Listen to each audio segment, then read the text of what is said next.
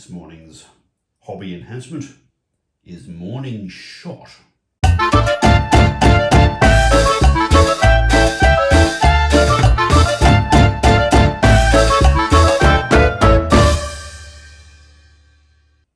In amongst all the assorted other projects that are eating my time, I have finally got around to finishing a few more items for the increasingly time-consuming process of rehabilitating Dark Elves. I grabbed a few things at random for this lot. Some crossbow because I was getting annoyed at having the remainder of them sitting around, getting slightly OCD about that issue. And while I was at it, I got sick of being outshot in the artillery phase all the time, so I went and did both of my repeat bolt throwers.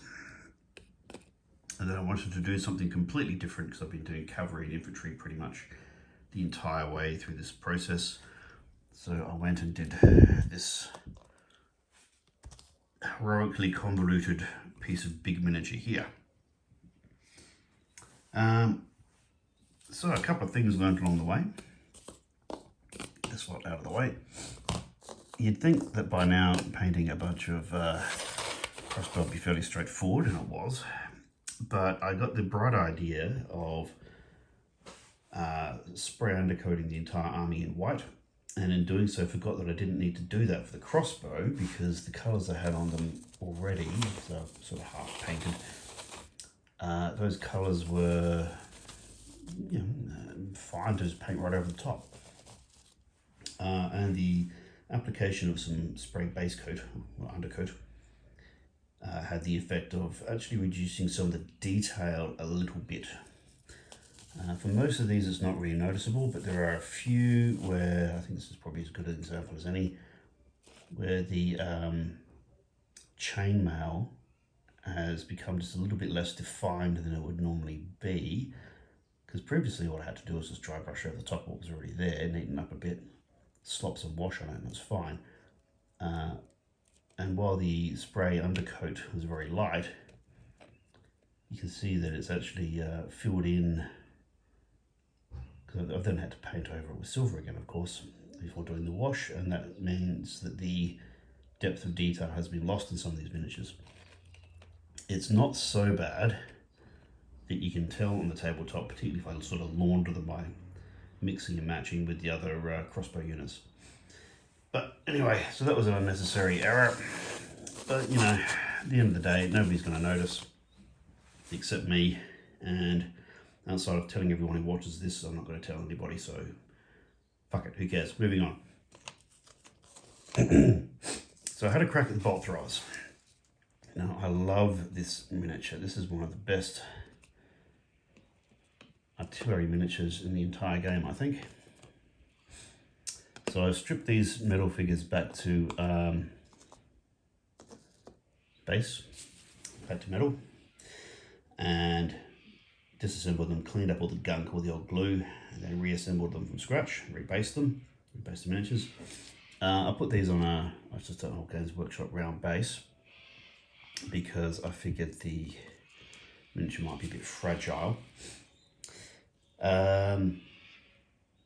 Yeah, now I've only got 2 of these in an army. The army's like 4,500 points, I think, by the time I finish it. And the reason is because I get really tired of going up against these bog standard ACAC battery of 4 repeat bolt throwers. It gets a bit tiresome, and I didn't want to engage in that cheese. I want them to stand out as unique items in their own right. That said, having played a few games using them, and still getting outshot in the artillery shooting phase of the game, I can understand why people take so many of the bloody things. A couple of quick things with paint scheme. The infantry are pretty much what I always do, colour scheme wise. I added the yellow highlight on the scarves, which I didn't know about. I didn't pay that much attention to the figures before I stripped them down and painted them, but that worked out rather well, I thought. Keeps that army theme going in the colour scheme without being overpowering. And I'm still painting the cloaks as basic black without dry brushing much unless they're a character, just because I want to get this done fast and neatly. And sometimes flat black, you know, it's not the most artistic way of doing anything, but flat black's actually a really good look. It sort of shows the darkness without and accentuates the rest of the miniature around it. Right, now as for the actual shooter itself, I wasn't sure what colour to do it. I was thinking black, but then, you know, it's meant to be wood, but I couldn't be bothered doing a multi-layered wooden thing trying to emulate the wood grain and all the rest of it. Then I thought I'd road test a dark brown and then give it a black wash, so it's like almost like varnished dark wood. So it's not quite black, and you can see the black of the bolts is offset by the dark brown of the wood. But it would have that same effect of really making the metal pieces pop around the wooden parts of the chassis. And you know, it's basic painting stuff. It's like, you know, base coat, then wash, and a bit of dry brush in the metal. But I'm actually fairly happy with how that turned out. And I'm not sure if I'm missing some pieces. I don't know if there's meant to be one or two of these winders, but they each came with one, and I'm not sure if that's because these were bought secondhand, so they're missing some bits, or if the actual miniature goes that way, and I really sort of can't be stuffed reminding myself by looking it up.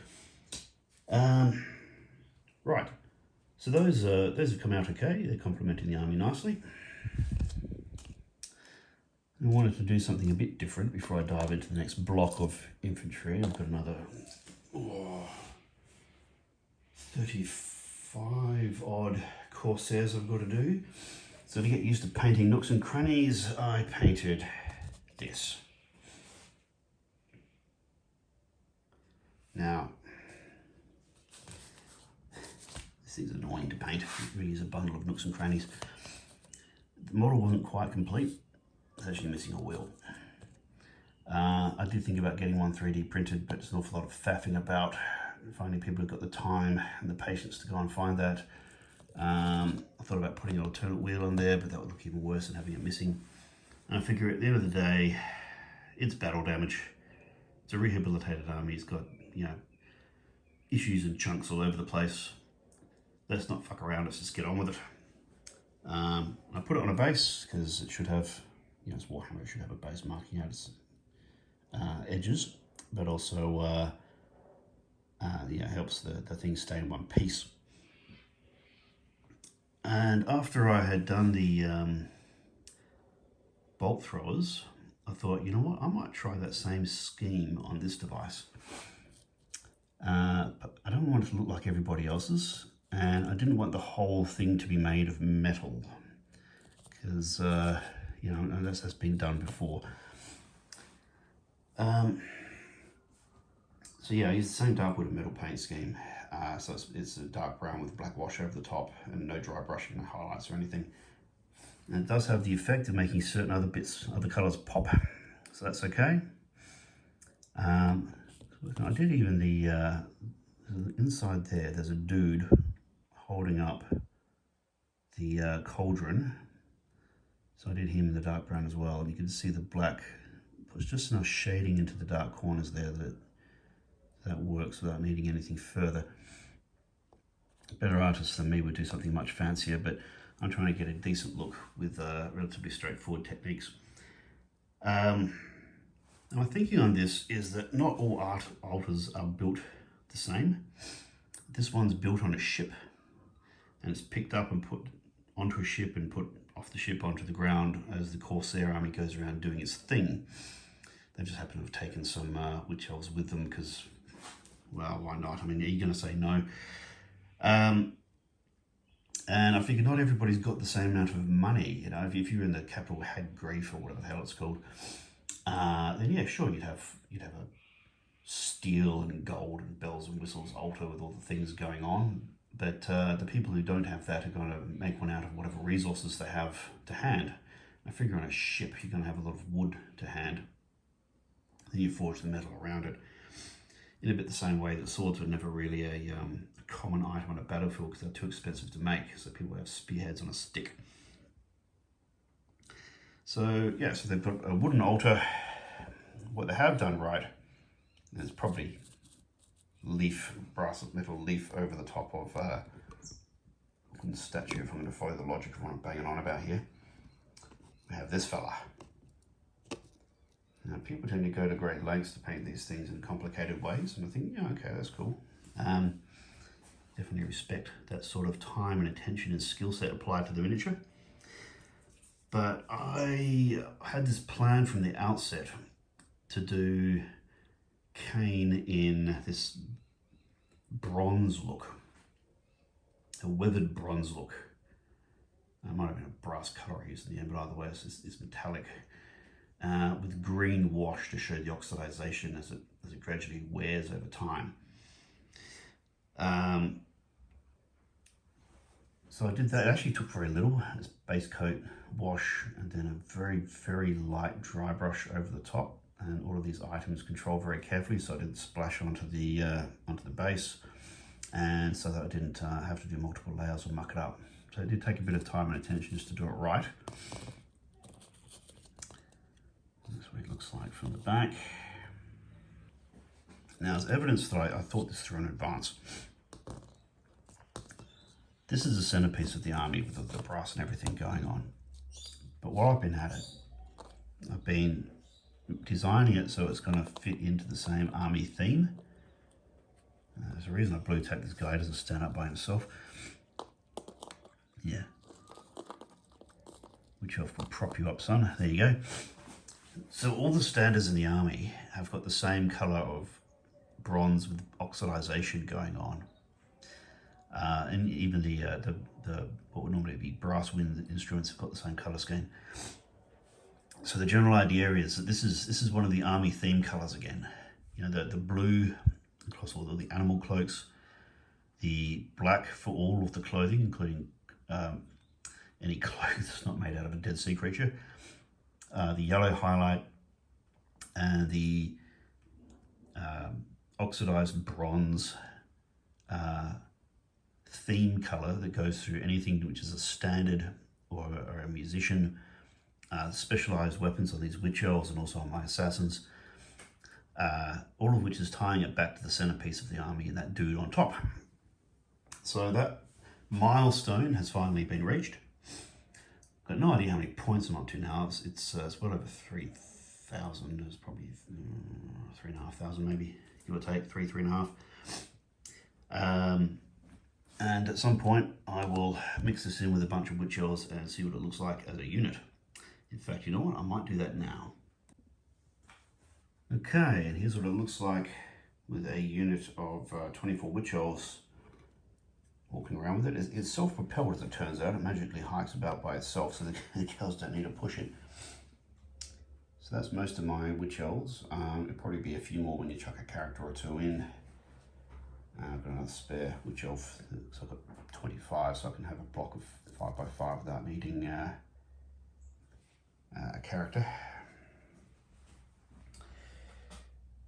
And that'll work. I'm desperately resisting the urge to paint out shitloads more witch elves because it's not really the theme of the army, and they're very time consuming, and if I keep painting more miniatures than I need to for the army, it will never be finished and I'll never get on to the next one.